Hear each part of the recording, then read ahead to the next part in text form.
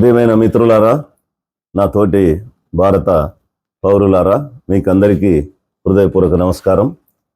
ప్రస్తుతం ఉన్నటువంటి క్లిష్టమైన రాజకీయ పరిస్థితుల్లో రాజ్యాంగం, ప్రజాస్వామ్యం, మత స్వేచ్ఛ, మరి చట్టం ముందు సమానత్వం అనేటువంటి ప్రధానమైనటువంటి విలువలు విపరీతమైనటువంటి మతోన్మాద శక్తుల దాడి గురవుతున్నటువంటి నేపథ్యంలో, అదేవిధంగా సంస్థలు, వ్యవస్థల యొక్క దుర్వినియోగం జరుగుతున్నటువంటి ఈ నేపథ్యంలో రాజ్యాంగాన్ని మరియు ప్రజాస్వామ్యాన్ని రక్షించండి, జాతి భిన్నత్వంలో ఏకత్వాన్ని కాపాడండి అనేటువంటి ఒక విజ్ఞప్తి మీ ముందు నేను చేస్తూ ఉన్నాను. మిత్రులారా, 75 సంవత్సరాల క్రితం భారత ప్రజలు అంటే మనమందరం తమకు తాముగా ఒక సజీవ పత్రాన్ని అంటే భారత రాజ్యాంగాన్ని మనకు సమర్పించుకున్నాం. ఇది కేవలం ఒక లీగల్ డాక్యుమెంట్, ఒక చట్టపరమైనటువంటి గ్రంథం కాదు. ఇది మన యొక్క స్వతంత్ర పోరాట సారాంశం. న్యాయం, సమానత్వం, స్వేచ్ఛ, సోదరభావం మరియు లౌకికవాదం యొక్క కలలను సాకారం చేసినటువంటి ఒక పవిత్ర గ్రంథం. సార్వభౌమాధికారం ప్రజలపైనే ఉందని, రాజులు, నియంతలు లేదా మతపరమైనటువంటి వ్యవస్థలు, సంస్థల యొక్క సోపాన క్రమాలపై కాదని భారత రాజ్యాంగం ప్రకటించింది. నేడు ఈ పవిత్ర గ్రంథం అపూర్వమైనటువంటి ముప్పులను, దాడులను ఈరోజు ఎదుర్కొంటున్నటువంటి విషయాన్ని మనం గమనించాల్సిన అవసరం ఉంది. మరి దాడికి గురైనటువంటి రాజ్యాంగ విలువలు ఏంటి? గురవుతున్నటువంటి రాజ్యాంగ విలువలు ఏంటి? మతోన్మాద, కులోన్మాద శక్తులు విజృంభించి ఈ దేశంలో ఒక నియంతృత్వ పాలనను తీసుకురావాలని చేస్తున్నటువంటి ప్రయత్నంలో ఈ రాజ్యాంగ విలువలు అయినటువంటి మరి వాటిపైన దాడి జరుగుతూ ఉంది. అవి ఏంటివైనా ఒకసారి మనం ఆలోచించినప్పుడు సమానత్వం మరియు సామాజిక న్యాయం.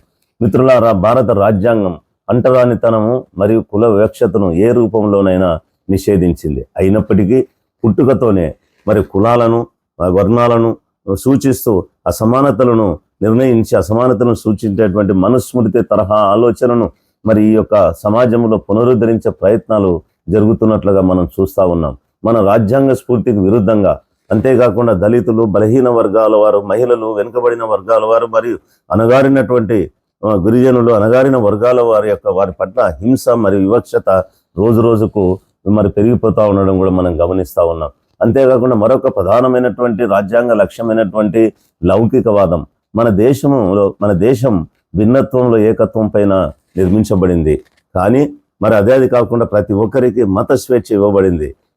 కానీ మత ధ్రువణత, ద్వేషపూరిత ప్రసంగాలు మరియు మైనారిటీల పైన, దళితుల పైన హింస ఇప్పుడు ఈరోజు క్రమంగా రెగ్యులర్గా జరుగుతూ భారతదేశం యొక్క లౌకిక నిర్మాణాన్ని విచ్ఛిన్నం చేసేటువంటి ప్రమాదం ఏర్పడింది. ఆ ప్రమాదం పెరుగుతూ ఉంది.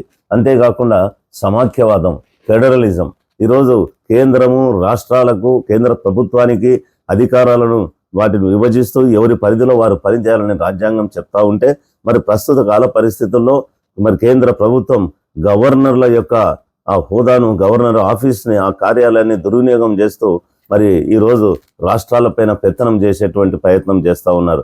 ఇటీవల ఈ రోజే మరి పార్లమెంటులో పెట్టినటువంటి బిల్లులు మనం ఒకసారి చూస్తే మనకు అవగతం అవుతా ఉంది. అంతేకాకుండా రాష్ట్రాల యొక్క ఆర్థిక శక్తి లేకుండా ఆర్థిక శక్తి గొంతు నొక్కడం, అధికార కేంద్రీకరణ ద్వారా కేంద్ర ప్రభుత్వం రాష్ట్రాలను క్రమపద్ధతిలో బలహీనపరుస్తూ అణగదొక్కుతున్నటువంటి పరిస్థితులను మనం గమనిస్తూ ఉన్నాం. ఇప్పుడు సుప్రీంకోర్టులో గవర్నర్ అధికారుల పైన కూడా జరుగుతున్నటువంటి వ్యాజ్యాన్ని మనం గమనించాల్సిన అవసరం ఉంది. ఇది మన రాజ్యాంగంలో పొందుపరచబడినటువంటి ఫెడరలిజానికి, సమాఖ్యవాదానికి, సహకార సమాఖ్యవాద సూత్రాన్ని ఉల్లంఘిస్తుందనేది మనకు క్లియర్గా, స్పష్టంగా కనపడతా ఉంది. అంతేకాకుండా ఈరోజు చట్టబద్ధమైనటువంటి సంస్థలు, అదే భారత రాజ్యాంగ బద్ధమైనటువంటి సంస్థలు ఈరోజు జరుగుతున్నటువంటి వాటి బలహీనపడుతున్నటువంటి పరిస్థితిని మనం చూస్తూ ఉన్నాం. ఉదాహరణకు ఎన్నికల కమిషన్ యొక్క వివాదం ఈరోజు జరుగుతున్న స్పెషల్ ఇంటెన్సివ్ రివిజన్లో బీహార్లో కానీ మిగతా ప్రాంతాలలో కానీ భారత ఎన్నికల కమిషన్ అది ఒక చట్టబద్ధమైనటువంటి స్వతంత్ర ప్రతిపత్తి కలిగిన సంస్థ అయినా కూడా ఈరోజు కేంద్ర ప్రభుత్వం ఈ యొక్క ఎన్నికల కమిషన్ల నియామక అధికారాన్ని తన చేతులపై గుప్పెట్లో పెట్టుకొని మరి ఈరోజు భారత ఎన్నికల కమిషన్ కూడా నీరుగార్చి ఒక ప్రభుత్వ సంస్థగానే, ఒక ఎక్స్టెండెడ్ ఒక ప్రభుత్వ విభాగంగానే మార్చేసిందన్నది మనం గమనిస్తూ ఉన్నాం. అంతేకాకుండా వాటితో పాటు అనేకమైనటువంటి కేంద్ర ప్రభుత్వ దర్యాప్తు సంస్థలు, సిబిఐ కానీ, ఈడీ కానీ, ఐటీ కానీ ఇటువంటి సంస్థలన్నిటి కూడా మరి కేంద్ర ప్రభుత్వం దుర్వినియోగం చేసుకొని మరి పొలిటికల్ అపోనెంట్స్ పైన, రాజకీయ ప్రత్యర్థుల పైన, అదేవిధంగా ప్రజాస్వామ్య పరిరక్షకులు వాటి కోసం పోరాటం చేసేటువంటి వ్యక్తులపైన మరి ఇది ఉపయోగించి వారిని బలహీనం చేస్తున్నటువంటి వ్యవస్థ. చివరకు ఉన్నత న్యాయ వ్యవస్థ అయినటువంటి భారత సుప్రీంకోర్టు లేదా హైకోర్టులు కూడా ఇటువంటి వ్యవస్థలు కూడా మరి స్వతంత్ర న్యాయ వ్యవస్థలు కూడా ప్రభుత్వం నుంచి, కార్యనిర్వాహక వర్గం నుంచి ఒత్తిడిని మరియు జోక్యాన్ని ఎదుర్కొంటున్నటువంటి పరిస్థితులను మనం చూస్తూ ఉన్నాం.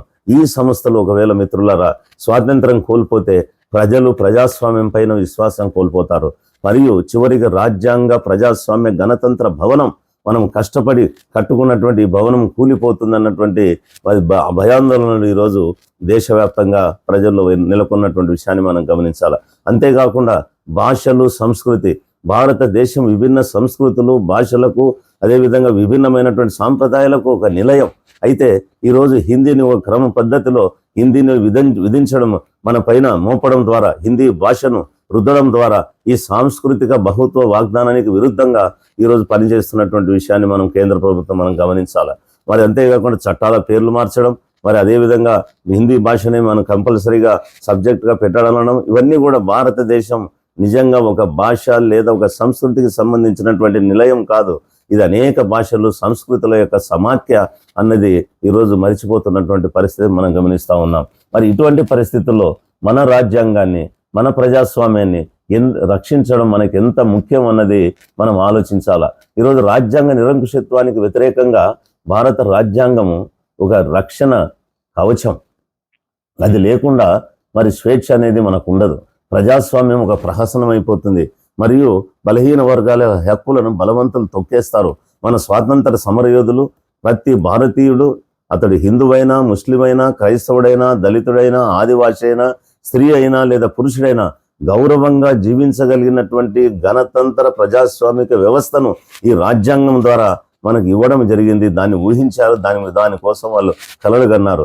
మరి ఈరోజు రాజ్యాంగాన్ని వంచడం అంటే, రాజ్యాంగాన్ని మోసం చేయడం అంటే, రాజ్యాంగాన్ని బలహీనం చేయడం అంటే వారి త్యాగానికి ద్రోహం చేయడమే. మరి ఎవరు దీనికి బాధ్యులు? అంతిమంగా మిత్రులారా, భారత ప్రజలమైన మేము అని ఈ భారత రాజ్యాంగాన్ని మనకై మనము తయారు చేసుకొని మేము మాకు సమర్పించుకుంటున్నామని చెప్పి ఆ రోజు రాజ్యాంగ సభలో మరి తీర్మానం చేసినటువంటి ఈ భారత రాజ్యాంగాన్ని మనమై మనం తయారు చేసుకొని మన కొరకు ఇచ్చుకున్నాం. కాబట్టి ఈ రాజ్యాంగ సంరక్షకులు ఎవరు? అల్టిమేట్గా ప్రజలే. ప్రభుత్వాలను లేదా పాలకులను లేదా ఒక మత విశ్వాసాన్ని గుడ్డిగా మనం విశ్వసించలేము. పాలకులు కానీ రాజ్యాంగ విలువలకు వ్యతిరేకంగా వ్యవహరించినప్పుడు మనం బాధ్యత పౌరులపైకి మారుతుంది. మాట్లాడడం, ప్రతిఘటించడం, మరి గణతంత్రాన్ని రక్షించడం. రాజ్యాంగం దాడికి గురైనప్పుడు మౌనంగా ఉండడం అంటే భారతదేశ ఆత్మను మనం దౌర్జన్యకారులకు అప్పగించడం, దానిని రక్షించడం అనేది దేశభక్తి యొక్క ఒక గొప్ప రూపం అని చెప్పి ఈ సందర్భంగా మనమందరం కూడా భావించాల్సిన అవసరం ఉంది. మరి ముగింపుగా మీకు అందరికీ నా విజ్ఞప్తి ఏంటంటే, రాజ్యాంగాన్ని రక్షించడం కేవలం న్యాయవాదులకో, న్యాయమూర్తులకో, లేదా కోర్టులకో, న్యాయస్థానాలకో లేదా చట్ట సభలో ఉన్నటువంటి సభ్యుల యొక్క విధి కాదు. ఇది ప్రతి భారతీయుడి పవిత్ర బాధ్యత అని మనం గుర్తుంచుకోవాలా. రాజ్యాంగాన్ని రక్షించడం అంటే భారతదేశాన్ని రక్షించడం, ప్రజాస్వామ్యాన్ని రక్షించడం అంటే మన యూనిటీ డైవర్సిటీని రక్షించడం. త్రివర్ణ పతాకం, గణతంత్రం మరి రాజ్యాంగము, ఈ మూడు కూడా విడదీయరాని సంబంధం, అనుబంధం కలిగినటువంటి వ్యవస్థలు. ఒకటి పడిపోతే మిగిలిన వాటికి మనుగడ సాగించవు, మిగిలిన వాటికి మనుగడ లేదు. కాబట్టి ఈ సందర్భంగా మనం అందరం కూడా, ప్రతి ఒక్కరు కూడా, భారతదేశంలో ఉన్న ప్రతి పౌరుడి విధి ఏంటంటే మనం ప్రతిజ్ఞ చేయాల్సిన అవసరం ఉంది. మనం ఒక సంకల్పాన్ని తీసుకోవాల్సిన అవసరం ఉంది. అంటే నంబర్ 1, మత విద్వేషాన్ని, విభజనలను మేము ఎట్టి పరిస్థితుల్లోనూ ప్రతిఘటిస్తాం. నంబర్ 2, కుల వివక్షతను, అదేవిధంగా లింగ వివక్షతను మేము ఎప్పుడు కూడా ప్రతిఘటిస్తాము, ఎదుర్కొంటాము, సాగనివ్వము. 3వది, నిరంకుశత్వాన్ని మేము వ్యతిరేకిస్తాము. అదేవిధంగా మెజారిటేరియన్ టెండెన్సీ అంటూ ఒక మతోన్మాద ప్రభావాన్ని, ఆ యొక్క మరి ఆధీనాన్ని, మా యొక్క దాన్ని మనం ఎప్పుడు కూడా మేము వ్యతిరేకిస్తాము. 4వది, సమాఖ్యవాదాన్ని, అదేవిధంగా మన యొక్క యూనిటీ డైవర్సిటీ, విభిన్నత్వం, ఏకత్వాన్ని ఎప్పుడు కూడా మేము రక్షించుకుంటాం. మరి అన్నిటికంటే మించి ఈ రాజ్యాంగాన్ని, ఈ ప్రజాస్వామ్య వ్యవస్థను మేము రక్షించుకుంటామని చెప్పి మనం ప్రతిజ్ఞ చేయాల్సిన ఇది ప్రతి పౌరుడి పైన ఉందని చెప్పి నేను ఈ సందర్భంగా మనవి చేసుకుంటున్నాను. అప్పుడే మిత్రులారా, భారతదేశం నిజంగా మన పూర్వీకులు, మన స్వాతంత్ర సమరయోధులు, మన రాజ్యాంగ నిర్మాతలు కలలు కన్నట్టుగా ఒక సార్వభౌమ సోషలిస్టు లౌకిక ప్రజాస్వామ్య గణతంత్ర రాజ్యంగా ఉండగలదు, మనగలదు, అభివృద్ధి చెందగలదని చెప్పి ఈ సందర్భంగా నేను మీకు అందరికి కూడా మనవి చేస్తూ సెలవు తీసుకుంటున్నాను. Thank you. జై భీమ్, జై భారత్, జై రాజ్యాంగం.